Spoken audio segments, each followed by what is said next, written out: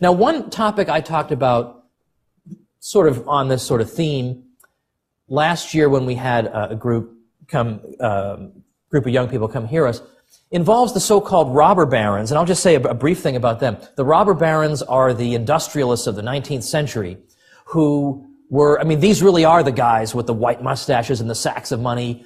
And again, the impression you get in your textbooks is that, you know, these are terrible exploiters who took advantage of the consumer and they could just charge whatever they wanted because they were the terrible monopolists and they got fat off of the backs of good, decent people and all the rest of it.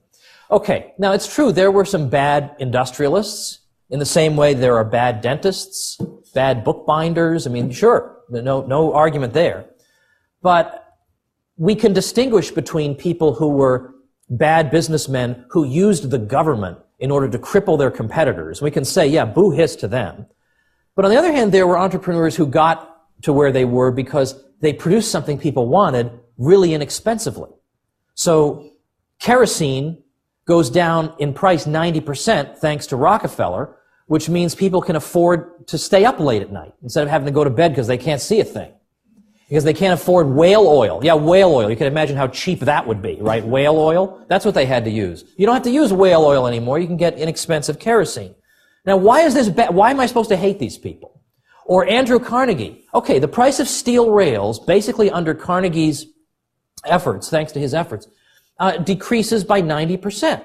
And that is going to ripple through the whole economy because everything either has steel in it or uses steel in one way or another in the production process. So he can make everything, in effect, less expensive to produce and use and acquire.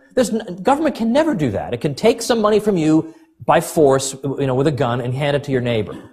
Big deal, right? I mean, any one of us could do that. But very, very few people have the organizational and technological knowledge and ability to do what these people did.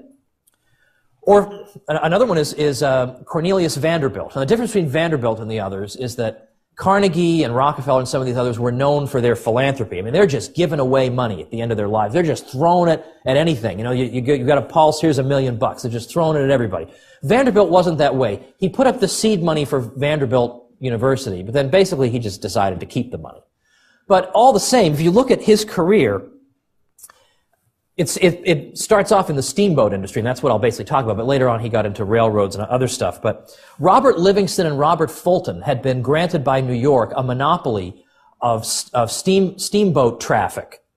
And Vanderbilt was hired, in effect, to run a steamboat in defiance of this monopoly. He's going to transport people between New Jersey and Manhattan, even though technically he's not allowed to.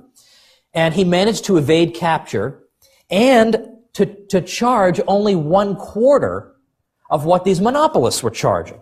Well, eventually the steamboat monopoly was overturned, so Vanderbilt can sort of legitimately get into the business. So, thanks to his efficiency, travelers going from New Brunswick to Manhattan were now paying 6 cents per trip instead of several dollars. They were paying 6 cents per trip. They ate for free. Look, here's free. Just come on board. I'll give you like a hot dog or whatever. I don't know if they had hot dogs then, or they would probably be even more disgustingly produced than they are now. But trips are going from several dollars to a few cents consistently. On one of his routes, he dropped the fare entirely, so you could travel for free, and he just hoped maybe you'd buy some of his food. Now, even when he's dealing with competitors who are getting government assistance, he still beats them. So Edward Collins gets a grant from the government of $858,000 a year to provide mail delivery across the Atlantic. Well, Cornelius Vanderbilt is getting a big fat zero from the government, and yet he enters the field. He outperforms Collins in passenger travel and in mail delivery, and he does so with no subsidy at all. Congress eventually did away with this subsidy to Edward Collins, and Collins wound up going bankrupt. Meanwhile, Vanderbilt is also outperforming 2 steamship lines that are also subsidized, that are bringing passengers and mail to California, and they're charging $600 per passenger per trip. Vanderbilt, with no subsidy, charges $150 per passenger and delivers the mail for free. Now, at that time, of course, as today, people are envious of those who have more than they do. And so there are complaints, oh, you know, Vanderbilt, what a crumb.